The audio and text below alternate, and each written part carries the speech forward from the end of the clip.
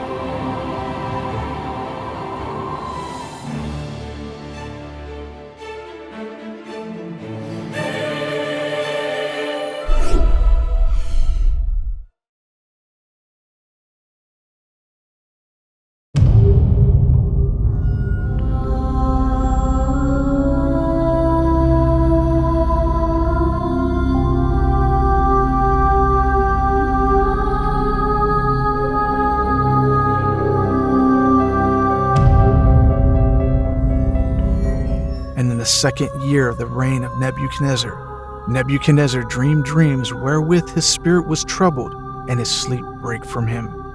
Yes, Nebuchadnezzar, the same name given to the ship in the Matrix. This is the Nebuchadnezzar on approach, requesting access through Gate 3.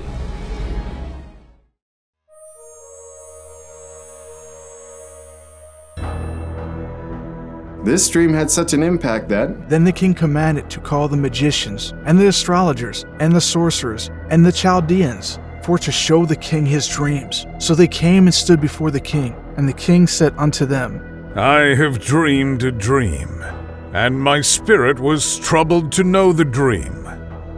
Then spake the Chaldeans to the king in Syriac, O king, live forever. Tell thy servants the dream, and we will show the interpretation. The thing is gone from me.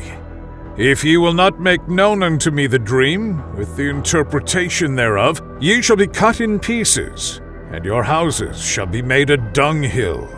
But if ye show the dream, and the interpretation thereof, ye shall receive of me gifts and rewards and great honor. Therefore show me the dream, and the interpretation thereof. Let the king tell his servants the dream, and we will show the interpretation of it. I know of certainty that ye would gain the time, because ye see the thing is gone from me. But if ye will not make known unto me the dream, there is but one decree for you. For you have prepared lying and corrupt words to speak before me, till the time be changed.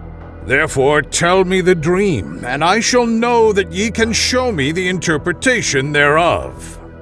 There is not a man upon the earth that can show the king's matter, and it is a rare thing that the king requireth, and there is none other that can show it before the king, except the gods, whose dwelling is not with flesh.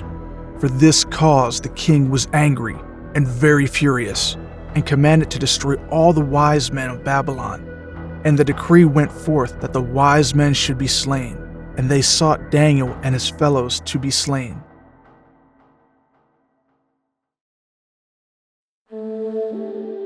Here, let me introduce you to the beloved Daniel.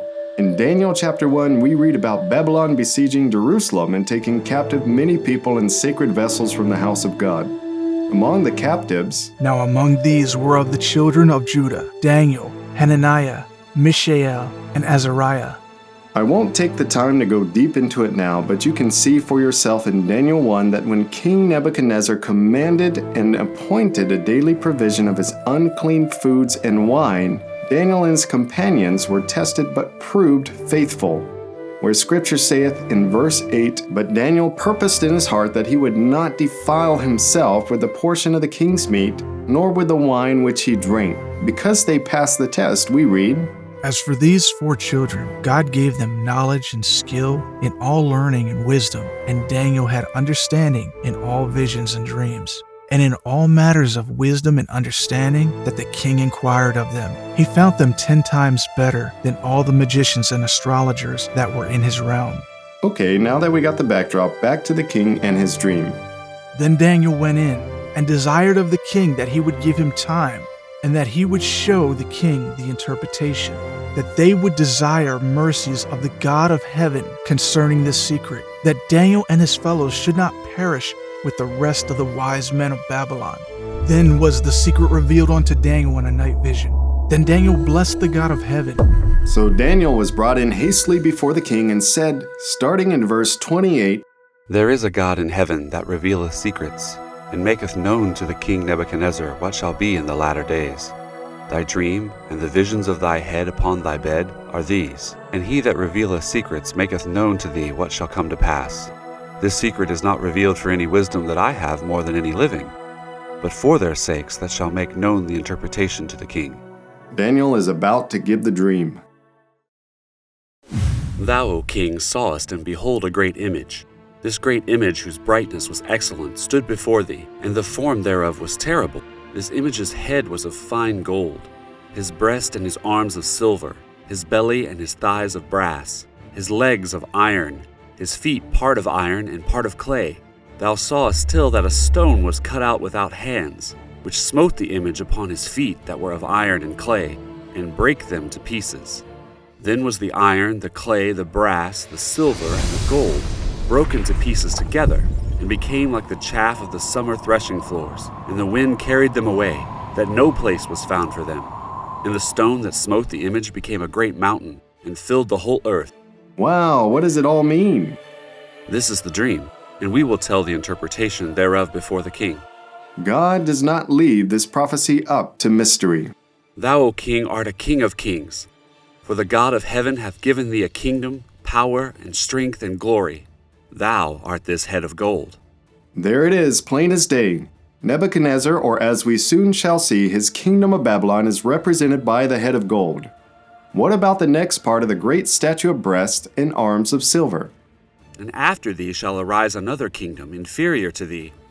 So here we see clearly several things. Number 1, the parts of the statue are represented by major world-ruling kingdoms or powers. And number 2, as stated before, a ruler or king can represent his kingdom. Just as Nebuchadnezzar was told he represented the head of gold, it was really his kingdom which he represents.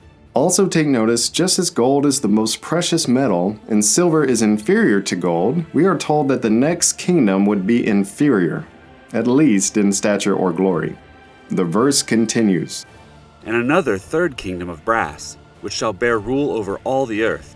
Here again, we are plainly told these parts of the image are representations of the succeeding major kingdoms from Babylon onward. Then the fourth kingdom is dynamic from the preceding ones. And the fourth kingdom shall be strong as iron, for as much as iron breaketh in pieces and subdueth all things, and as iron that breaketh all these shall it break in pieces and bruise. Whereas thou sawest the feet and toes, part of potter's clay, and part of iron, the kingdom shall be divided, but there shall be in it of the strength of the iron, forasmuch as thou sawest the iron mixed with miry clay. And as the toes of the feet were part of iron and part of clay, so the kingdom shall be partly strong and partly broken. And whereas thou sawest iron mixed with miry clay, they shall mingle themselves with the seed of men, but they shall not cleave one to another, even as iron is not mixed with clay. This kingdom starts off most terrible, but eventually, coming down to the time of the feet and toes, we see that this kingdom will become divided, partly strong and partly weak. And in an effort to reunite, will try to, as it says, mingle themselves with the seed of men. But the declaration is sure that this kingdom will never again cleave one to another, even as clay doesn't mix with iron. Then we see the conclusion of the dream. And in the days of these kings shall the God of heaven set up a kingdom, which shall never be destroyed. And the kingdom shall not be left to other people, but it shall break in pieces, and consume all these kingdoms, and it shall stand forever. Forasmuch as thou sawest that the stone was cut out of the mountain without hands, and that it brake in pieces the iron, the brass, the clay, the silver, and the gold, The great God hath made known to the king what shall come to pass hereafter. And the dream is certain, and the interpretation thereof sure.